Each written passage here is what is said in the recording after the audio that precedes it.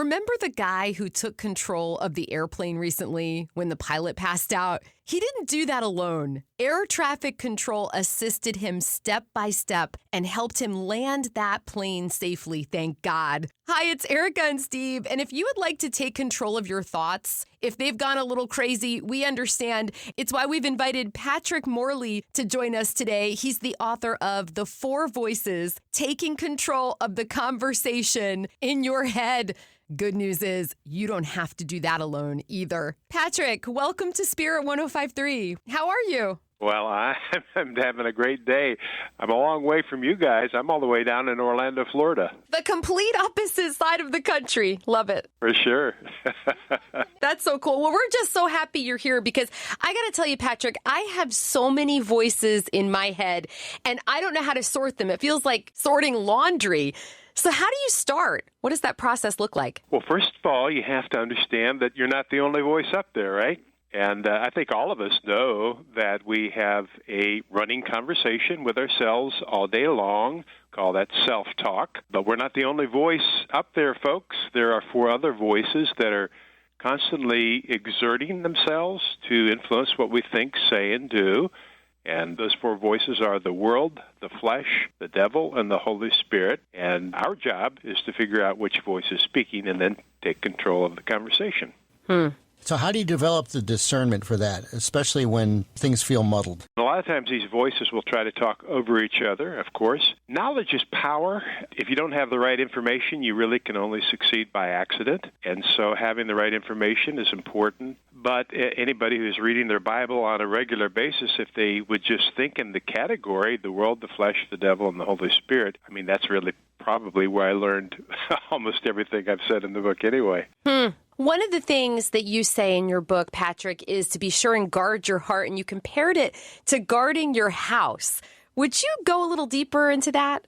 Yeah, so we have a lovely home, but I also know that several of our neighbors have been burglarized over the years, and so I've taken, let's just say, practical, wise steps, common sense steps in order to safeguard our house. So we have an alarm system. I went and bought some sensors that turn the lights on at a certain time of the evening and then turn them off, kind of fool the burglars, you know.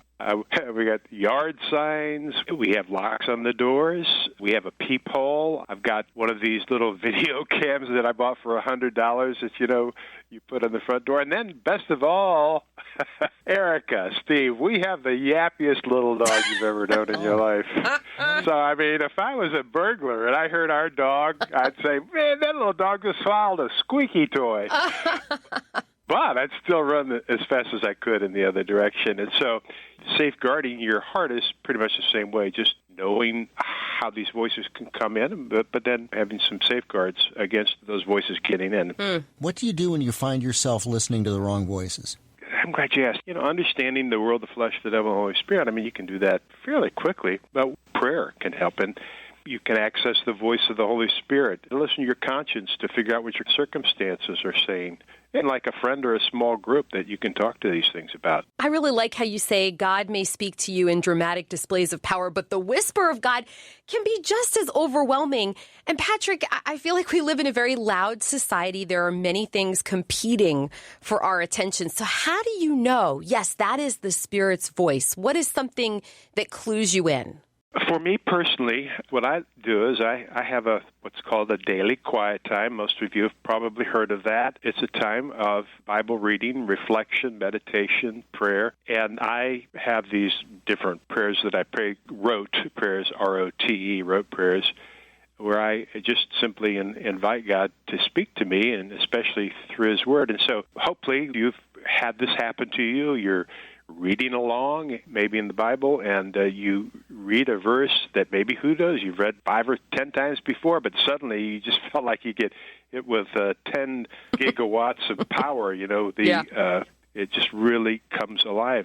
Well, that's the Holy Spirit. That's the voice of the Holy Spirit. Wow, I have definitely experienced it, and actually very recently, and it always feels good. It's kind of a cleansing thing sometimes. It doesn't always start out feeling good, but then by the end, you're at peace. Yeah, for sure. Well, there's a lot at stake here, because if you don't figure out how to do this, you're going to experience ongoing frustration and trouble getting control of your emotions. And that includes, going to bed angry, waking up in the middle of the night in a panic, getting up in the morning feeling exhausted, and then kind of repeating the cycle all over again. Absolutely. And I got to tell you before we let you go, we love that Dave Ramsey recommended your book. And he's a person that I feel like a lot of people tune into and listen to here in this country. So how did that make you feel? Well, he's a dear brother and a dear friend. We got connected a long, long time ago through my book, The Man in the Mirror, and I'm just honored, so honored that he would say something nice about the book. Aw. Well, it's a delight to get to know you. Patrick Morley, author of the book, The Four Voices. Thank you for being with us on Spirit 105.3.